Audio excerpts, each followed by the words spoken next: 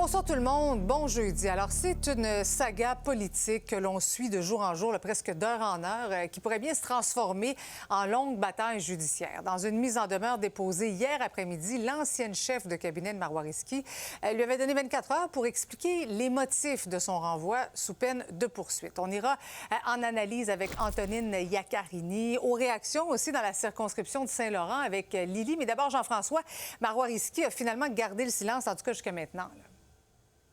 Oui, elle avait jusqu'à 16h16, en fait, cet après-midi pour répondre à cette mise en demeure. Maintenant, on ne sait toujours pas si du côté de Mme Hintz, on va y aller avec les poursuites.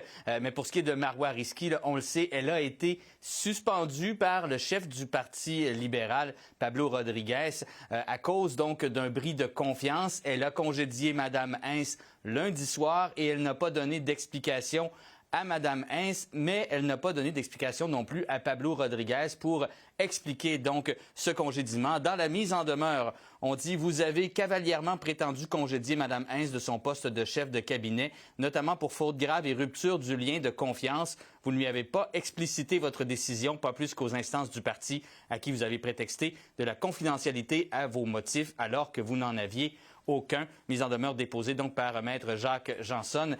Évidemment, là, du côté de Mme Hintz, on veut avoir des explications sur ce qui s'est passé. Bien entendu, Mme Hintz, qui est une proche de Pablo Rodriguez depuis quand même longtemps. C'est lui qui l'avait placé comme chef de cabinet de Marois Risky lorsqu'elle est devenue chef parlementaire, puisque lui, Pablo Rodriguez, n'est pas député à l'Assemblée nationale.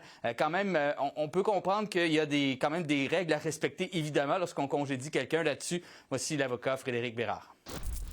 Lorsqu'on est congédié, l'employeur nous dit minimalement pourquoi.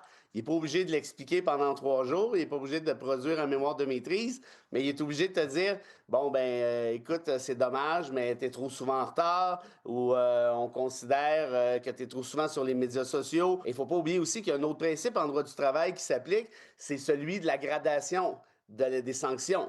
En d'autres termes, s'il y a une première faute qui n'est pas nécessairement énormément grave, on va pas congédier quelqu'un. Pour congédier quelqu'un comme ça, ipso facto, ça prend quelque chose d'assez spectaculaire, merci. Par exemple, un vol, une agression sexuelle ou un truc du genre.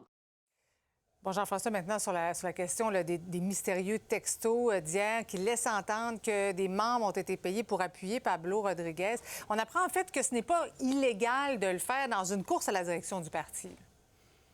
Voilà. Évidemment, c'est illégal de le faire lorsqu'on parle d'une élection partielle ou d'une élection générale, mais je pense que ça a surpris bien des gens d'apprendre aujourd'hui du côté de l'Élection Québec que ça pouvait se faire lors d'une course à la direction du parti. Et là-dessus, on a des commentaires qui nous ont été confirmés par Élection Québec. Donc, dans le contexte d'une course à la chefferie, la loi électorale ne prévoit pas d'infraction pour interdire quelqu'un de verser un don en échange d'un vote. Les fonds de campagne des candidats doivent cependant provenir de contributions d'au plus de 500 $ par électeur et toutes leurs dépenses de campagne doivent être rapportées dans un rapport.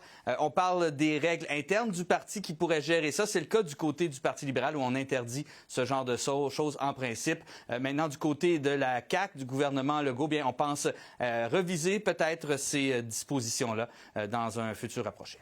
Merci beaucoup, Jean-François.